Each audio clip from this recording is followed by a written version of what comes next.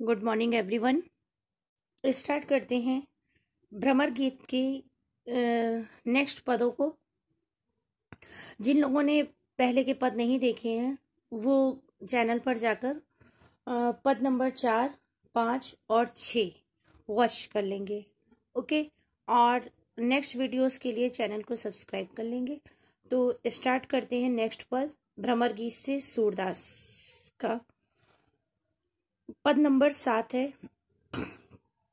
ऊधव जोग जोग हम नाही, अबला सार ज्ञान कह जाने, कैसे ध्यान धराही। इस पद में सूरदास जी कहते हैं कि उद्धव जो है गोपियों को संदेश देने के लिए वृंदावन जाते हैं।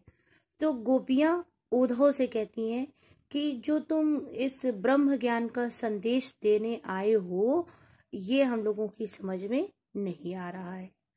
और गोपियां उद्धव से कहती हैं उद्धव जोग जोग हम नाही, कि हे उद्धव हम जो स्त्रियां हैं, जो गोपिकाएं हैं, ये योग साधना के लायक नहीं है। जोग जोग मतलब योग करने में सक्षम नहीं है। यहाँ पर जोग जोग 2 बार आया है, यमक अलंकार भी है, ध्यान रखिएगा।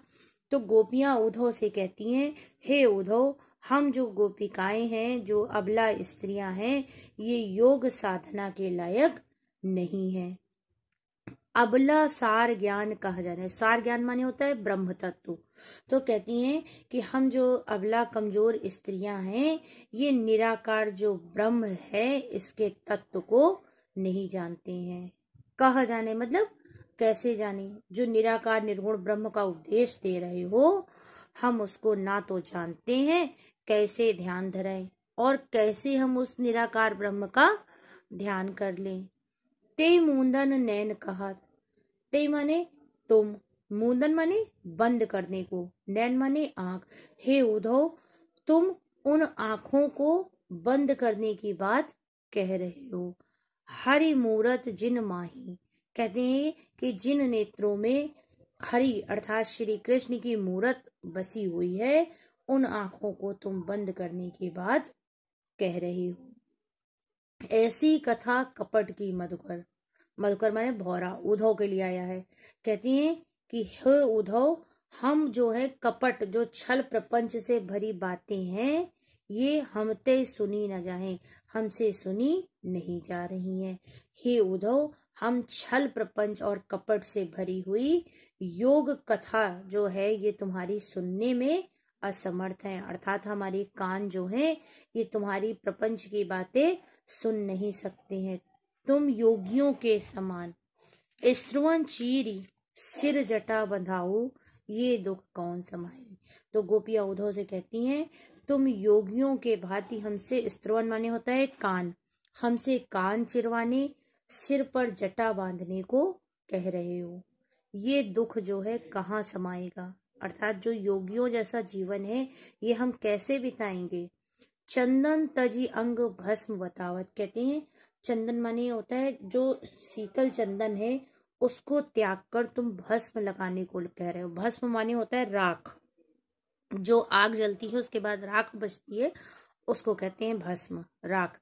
कहती हैं कि तुम जो शीतल चंदन को त्याग कर भस्म अर्थात राख लगाने की बात कह रहे हो।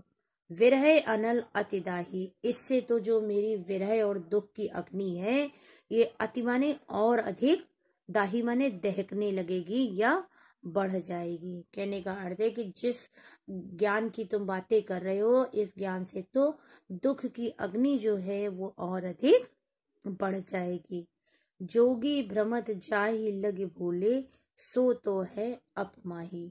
तो कहती हैं कि योगी जन हैं, जो योगी हैं, जो योगी लोग हैं जो भ्रमित हो गए हैं, कहते हैं कि जिस ब्रह्म को पाने के लिए भ्रमित हो रहे हैं सो तो है आप माही, मतलब वह तो आपके भीतर ही निवास कर रहा है। अपमाही मतलब अपने अंदर ही निवास कर रहा है। तो गोपियां कहती हैं योगी जन जिसे ब्रह्म को पाने के लिए भ्रमित हो रहे हैं वो तो जो है वो अपने ही भीतर निवास कर रहा है, अर्थात मनुष्य के हृदय में ही ईश्वर जो है वो निवास कर रहा है।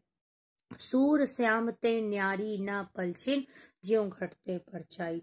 सूरदास से कहती है कि उद्धव से गोपियां कहती हैं कि जिस प्रकार ज्यों घटते परछाई, जिस प्रकार शरीर से परछाई जो है अलग नहीं हो सकती है, घट नहीं सकती है, उसी प्रकार हम अपने आराध्य से एक पल के लिए भी अलग नहीं हो सकते। ते न्यारी ना पलछिन, पलछिन माने होता है एक भी क्षण हम अपने आराध्य से अलग नहीं हो सकते हैं। अर्थात इस पद में जो है गोपियों का श्री कृष्ण के प्रति जो है अनन्य प्रेम और योग साधना के प्रति जो तर्क वितर्क है उसको प्रस्तुत किया गया है कि जो योग साधना है ये कृष्ण के प्रेम के आगे जो है ये निरर्थक है। और ब्रज भाषा का प्रयोग है, वियोग श्रृंगार रस है, अलंकार में जोग जोग में यमक है, कथा कपट मधुकर में अनुप्रास है, सूर श्याम में अनुप्रास है। ठीक है, ओके। नेक्स्ट पद देखते हैं।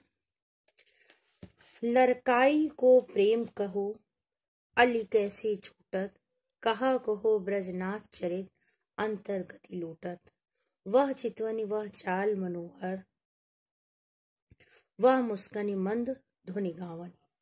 कहते हैं कि इसमें जो है गोपियां जब कृष्ण के प्रति उद्धव से तर्क वितर्क करती हैं तो उद्धव जो है उनको बहुत समझाने का प्रयास करते हैं, लेकिन गोपी जो है उद्धव से कहती हैं कि श्री कृष्ण से जो हमारा प्रेम है वो बहुत पुराना है, ये तुम्हारे जो ब्रह्म का ज्ञान दे रहे हो इससे छूट नहीं सकता है। तो क्या कहती हैं, लड़काई को प्रेम कहो। लड़काई माने होता है लड़कपन। हे उद्धव, श्री कृष्ण से हमारा प्रेम जो है कोई एक दो दिन का नहीं है, बल्कि यह बहुत पुराना है। अर्थात हमारा और उनका यह जो प्रेम है ये लड़कपन अर्थात बचपन से चला आ रहा है। अली कैसे छूटत, हे सखी हे भौरे, ये आखिर कैसे छूट सकता है आसानी से। हम तुम्हें जो है उस ब्रजनाथ कृष्ण के, कहा कहो ब्रजनाथ चरित, ब्रजनाथ जो है श्री कृष्ण का नाम है। कहती है कि हम तुम्हें उस ब्रजनाथ कृष्ण के चरित्र के विषय में कहाँ तक बताएं। अंतर्गति लूटत, कहते हैं कि उसने तो हमारे आंतरिक हृदय की गति को ही लूट लिया है। अर्थात कहने का अर्थ है कि उसके संग जो बिताया गया एक एक समय है वो अंतरात्मा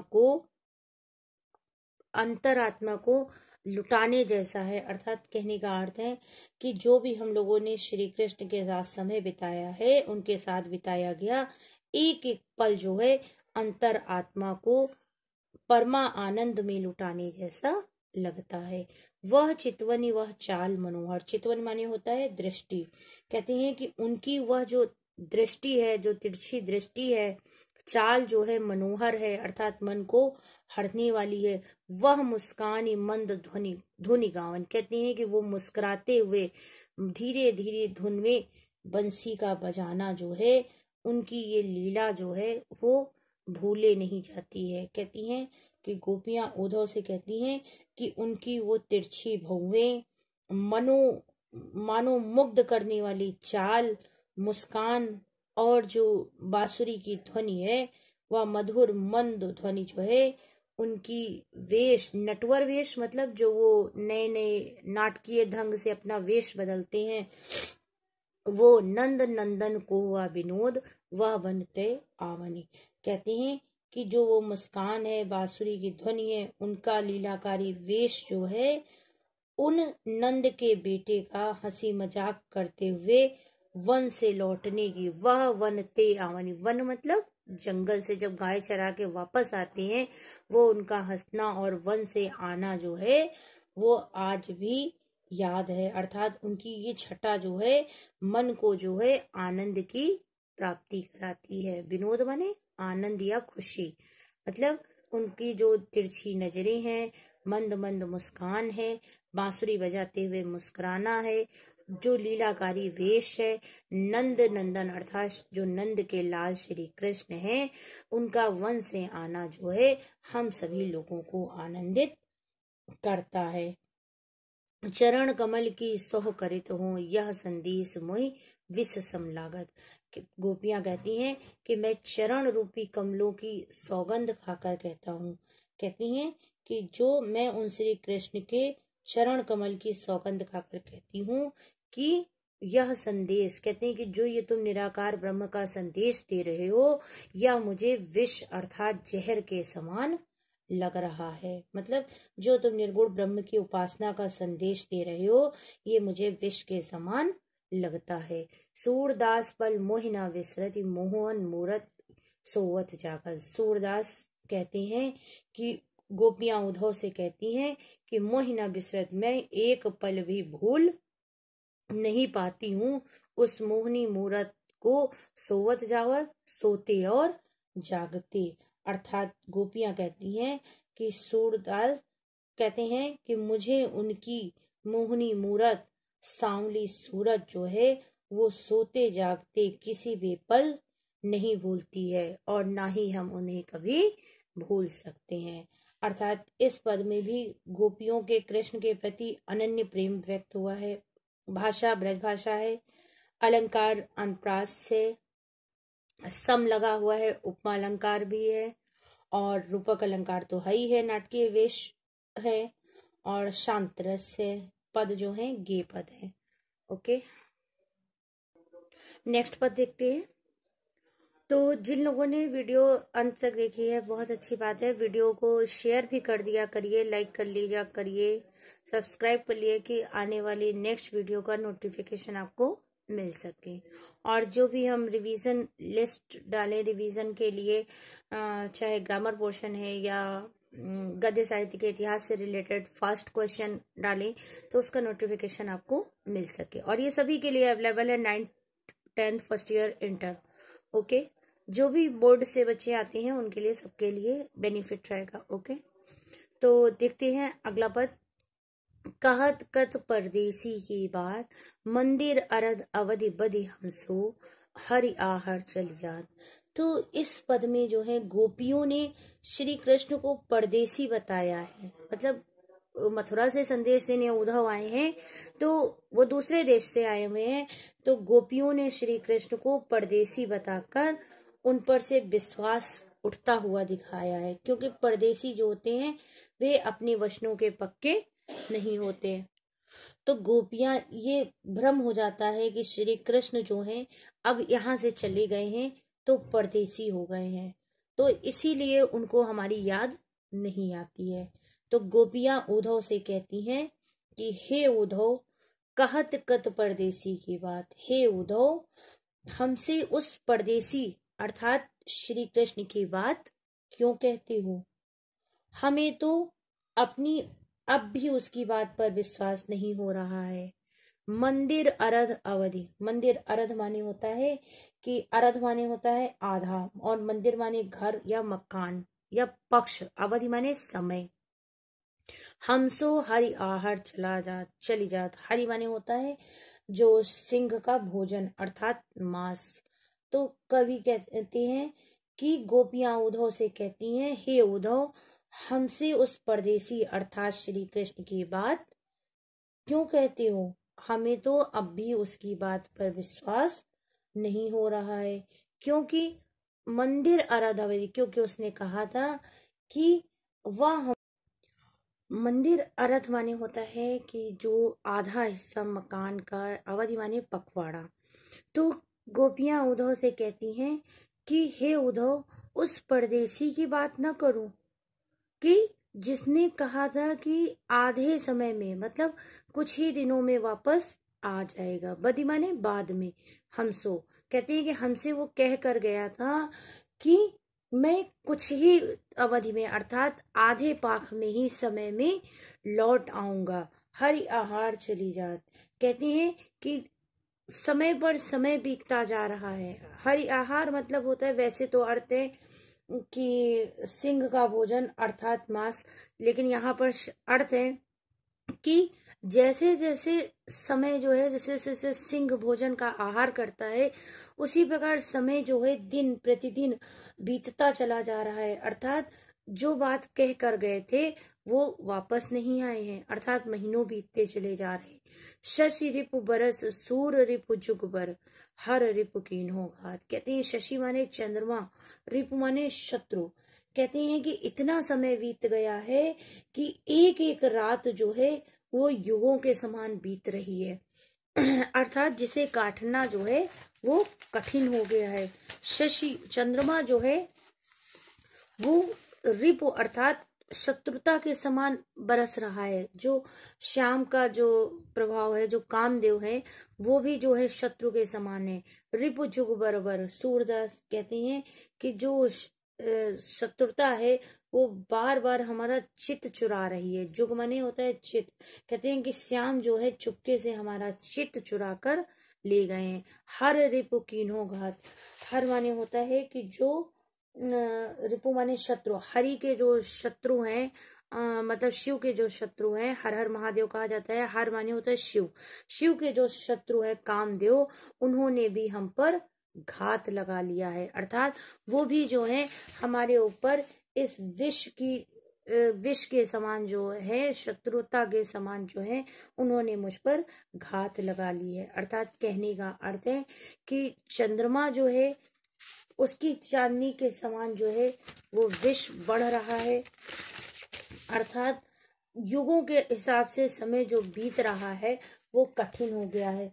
ऊपर से चंद्रमा का जो प्रतीक है, जो चंद्रमा प्रेम का प्रतीक है, रति का प्रतीक है, वो भी जो है बहुत शत्रुता के समान अपने दुख को बढ़ा रहा है। सूर रिपु जुगबर। कहते हैं सूरदास जी कहते हैं कि शत्रु के समान वो हमारा चित्त चुरा कर ले गए हैं। हर रिपु कौन घात। और इस कारण हमें जो है व्याकुलता है। अर्थात जो शिव के शत्रु हैं कामदेव, उन्होंने भी हम पर घात लगा रखी है। अर्थात सब तरह से दुख जो है बढ़ रहा है। अब तो लगता है मघ पंचक ल्यो गयो सारे तातई अति अकुलात। अकुलात माने होता है बेचैनी। मघ पंचक माने होता है जो पंचक नक्षत्र होते हैं, जो पाक बोले गए हैं कि माघ का जो 5वां नक्षत्र होता है चित्रा नक्षत्र, उसको बोलते हैं मघ पंचक, मतलब माघ के महीने का 5वां नक्षत्र। कहते हैं कि अब तो लगता है कि जो 5वें चरण में आकर उन्होंने कहा था कि मैं आ जाऊंगा, ले गए सांवरो। कहते हैं कि वो जो है चित्रा नक्षत्र मघ पंचक होता है। कहते हैं कि जिस सांवरे ने कहा था कि मैं वापस आ जाऊंगा, वो तो हमारा चित्त ही लेकर चला गया है। ताते अति व्याकुलता। कहते हैं कि उसके कारण जो है हमारा मन जो है अत्यधिक व्याकुलता से भर गया है। नखत वेद ग्रह जोरी अर्ध कर सोई बनत अब घात। कहते हैं कि जो नक्षत्र हैं, वेद हैं, अर्ध हैं, इन सबको जोड़कर अर्थात आधा करके, मतलब जब आप इन सबकी संख्या जोड़ेंगे, नक्षत्र हैं 9, वेद है 27 नक्षत्र, 4 वेद, 9 ग्रह, इनको जोड़कर आधा करी, आधा करने पर जो संख्या बनती है सोई बनत अवघात। कहते हैं कि नखत हो गए 27, वेद 4 हो गए, ग्रह 9 हो गए, इनको जोड़कर 40 बनता है और 40 को आधा करने पर 20, मतलब 20। तो गोपियां उद्धव से कहती हैं कि जो भी ये सब नखत हैं, वेद है, ग्रह हैं, यदि इनको जोड़कर आधा कर दिया जाए तो जो उससे बनता है अब वही खाने की इच्छा होने लगती है।